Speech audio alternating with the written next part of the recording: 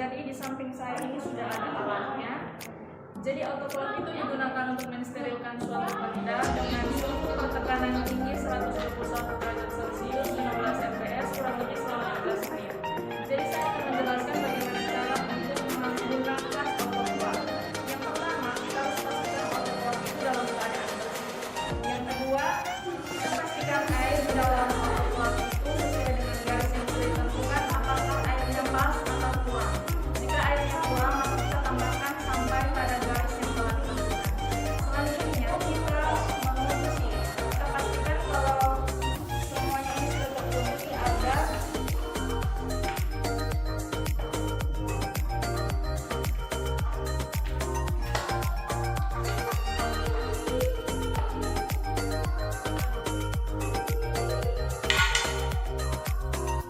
setelah itu kita panaskan pada suhu kompor yang telah ditentukan.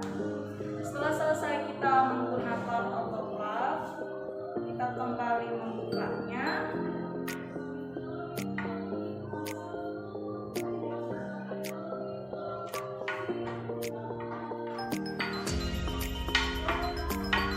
Lalu kembali mengeluarkan bahan atau alat yang kita sterilkan. Sekian dan terima kasih. Baik, pada berikut ini kita akan membahas oven adalah suatu peralatan yang berfungsi untuk memanaskan ataupun mendinginkan. Oven juga merupakan alat yang digunakan untuk sterilisasi menggunakan udara kering bertemperatur tinggi. Fungsi oven yaitu yang pertama untuk memanaskan dan mendinginkan peralatan kelas laboratorium, zat-zat kimia maupun pelarut organik. Lanjut yaitu cara penggunaan oven. Sebelum oven digunakan terlebih dahulu kita akan membersihkan oven menggunakan air sebelum digunakan. Yang kedua, gabungkan steker dengan arus listrik. Yang ketiga, masukkan sampel yang akan dikeringkan. Setelah itu, atur sampel dengan posisi yang baik. Setelah itu ditutup.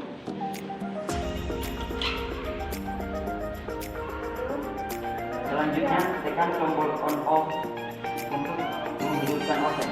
Tunggu beberapa saat sampai muncul lampu.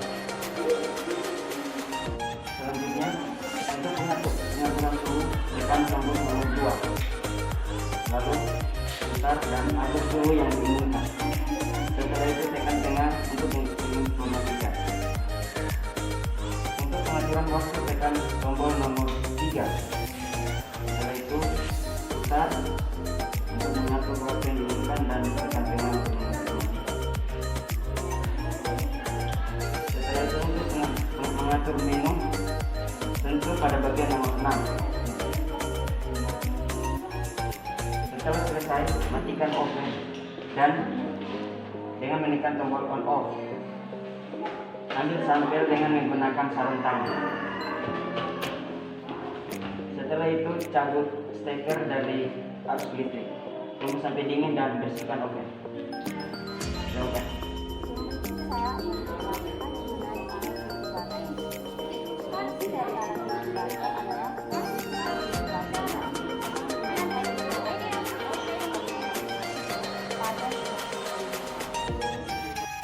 Baik, saya akan melanjutkan penjelasan tentang cara penggunaan dari inkubator. Yaitu yang pertama, kita hubungkan kabel power ke stop kontak yang sudah tersedia. Yang kedua, kita nyalakan alat inkubator tersebut. Yang ketiga, sesuaikan suhu di dalam inkubator bersamaan dengan menekan tombol set yang ada. Yang keempat, setelah suhu yang diinginkan selesai kita atur, kita lepaskan tombol set bersamaan. Yang kelima, siapkan sampel yang akan diinkubasikan dan letakkan di dalam rak yang terdapat di dalam inkubator tersebut. Yang keenam, kemudian kita masukkan tempat pembiakan berisi mikroorganisme atau sampel kultur yang akan kita inkubasikan, dan selanjutnya kita tutupkan alat inkubator tersebut.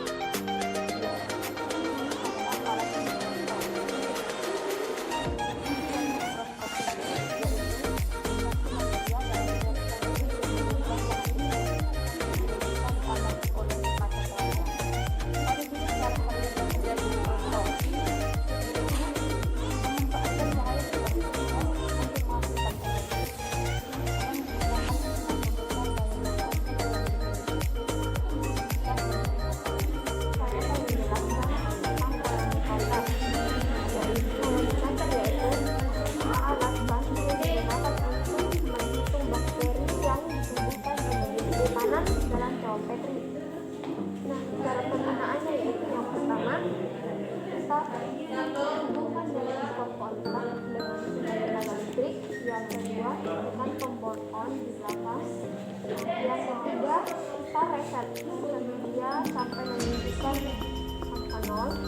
Yang keempat, letakkan tower putih yang berisi koloni bakteri yang akan hidup.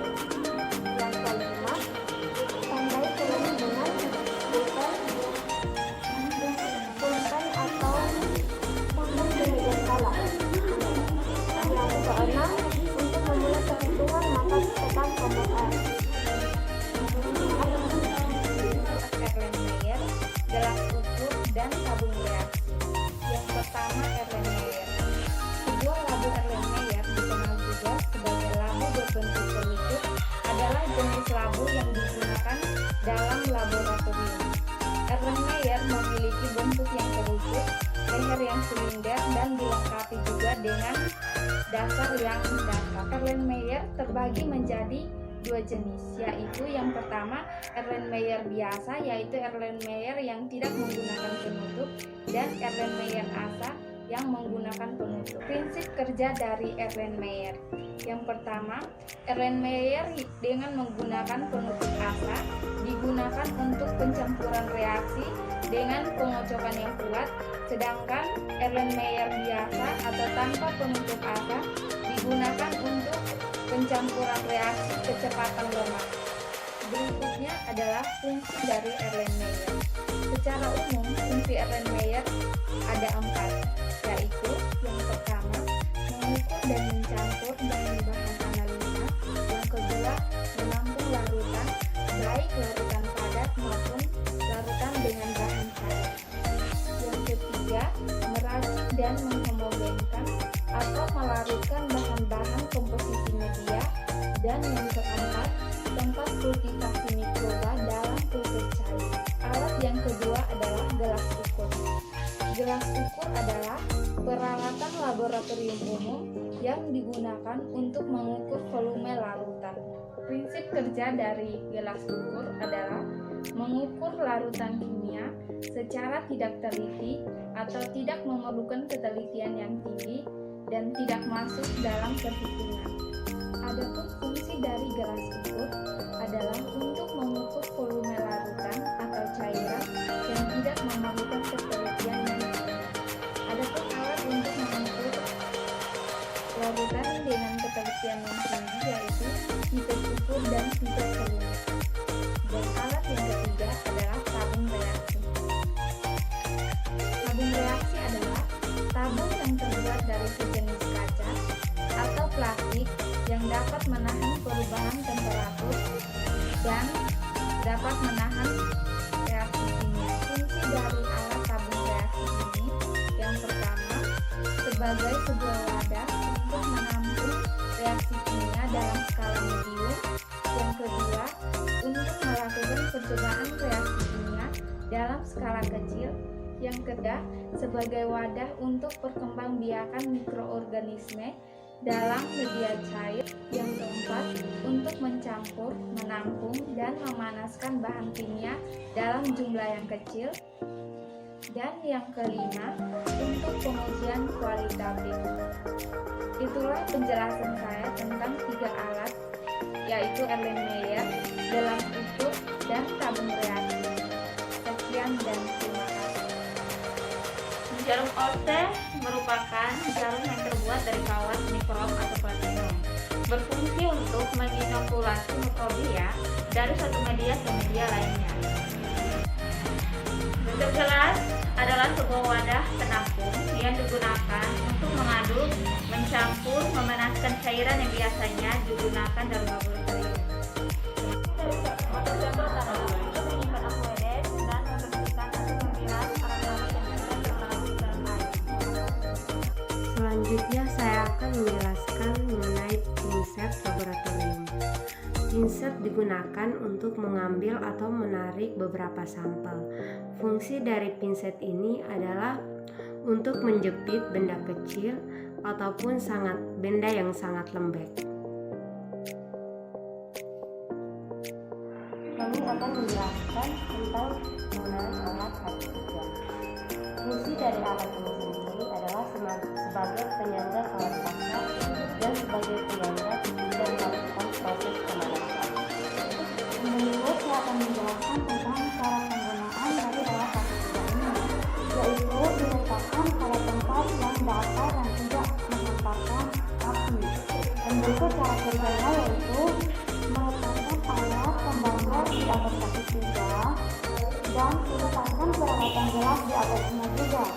Tetapi di antara kedua alat tersebut, kita juga harus dipasangkan alat dasar pada bagian atas alat ketiga ini.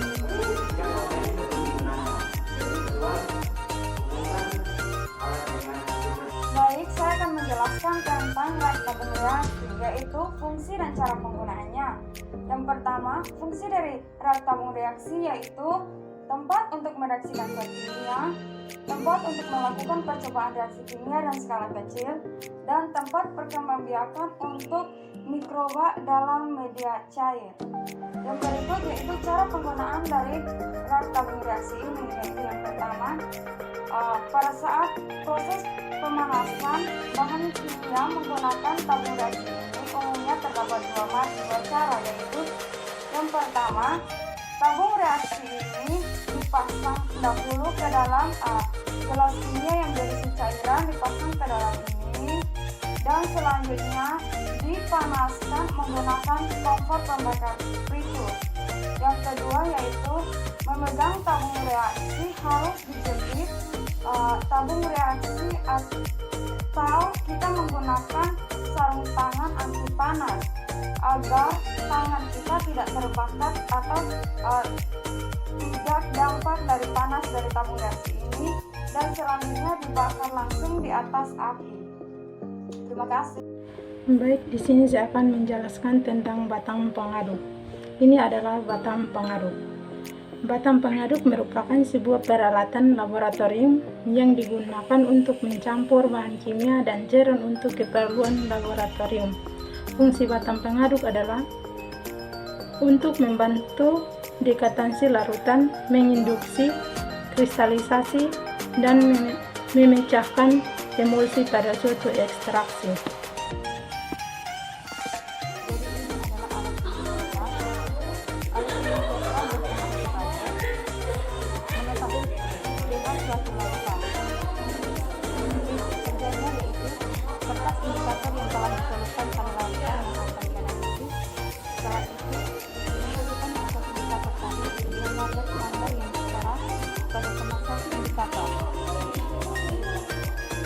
Jadi ini adalah katalase. Jadi total berfungsi katalase yaitu sebagai tempat meletakkan gula ke dalam proses pemanasan. Cara menggunakan katalase ada 3, yaitu menyiapkan alat, 2 menyerangkai alat, 3 menyalakan bosi. Jadi selanjutnya saya akan menjelaskan mengenai catet.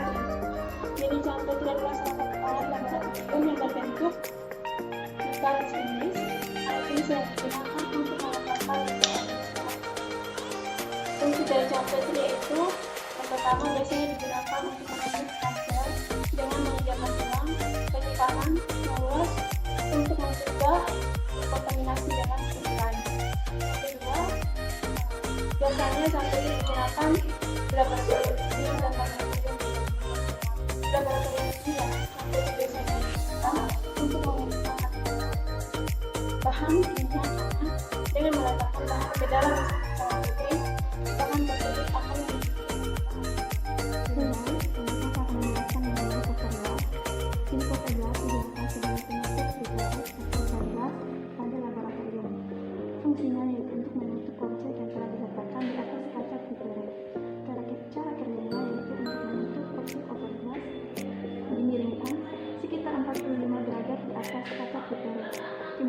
dimasukkan pada objek di kriteria tersebut hingga objek dapat tertutup dengan baik. Fungsinya yaitu untuk menjaga spesimen padat, ditekan dapat, dan sampel solid dibentuk menjadi lapisan dapat batang dari bawah. Selanjutnya saya akan menjelaskan tentang objek las yang digunakan untuk menempatkan objek yang akan dilihat atau dianalisa dengan menggunakan mikroskop. Cara menggunakannya itu bersihkan terlebih dahulu preparat terlebih dahulu, kemudian meletakkan objek yang akan dilihat di bawah mikroskop, lalu tutup dengan cover gelas, kemudian letakkan di meja preparat dan mikroskop. Cara menegangnya itu dari pinggir agar tidak ada bekas jika dipegang di tengah. Terima kasih. Di sini saya akan menjelaskan tentang pipet volume. Fungsi dari pipet volume yaitu untuk memindahkan atau mengambil larutan dengan volume yang diketahui. Ukuran dari pipet volume yaitu 1 mili, 2 mili, 5 mili, dan 10 mili. Di sini saya akan menjelaskan tentang timbangan digital. Sebelum saya menjelaskan tentang fungsi dari timbangan digital, kita perlu mengenal alat timbangan digital. Dan fungsi dari timbangan digital yaitu untuk menimbang bahan-bahan atau media yang diperlukan. Adapun beberapa hal yang perlu kita ketahui sebelum kita melakukan penimbangan menggunakan alat timbangan digital.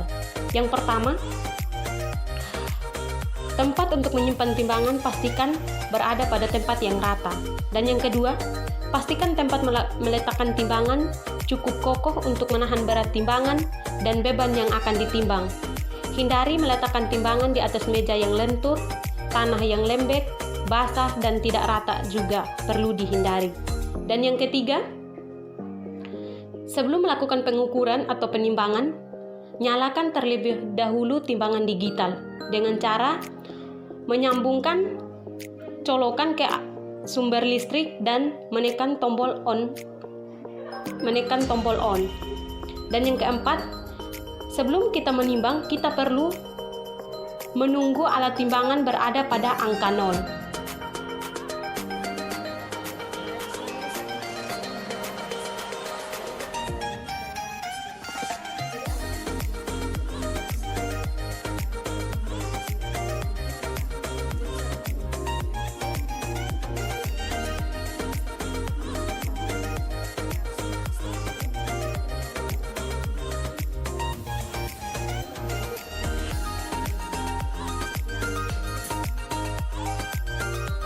Di sini saya akan menjelaskan tentang tabung Durham.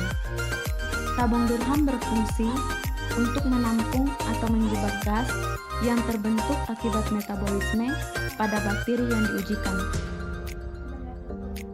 Tabung Durham ditempatkan pada tabung reaksi yang telah berisi cairan, pertumbuhan mikroorganisme, dan zat indikator yang dapat menandai terjadinya perubahan warna karena adanya perubahan derajat keasaman dan gas yang dihasilkan.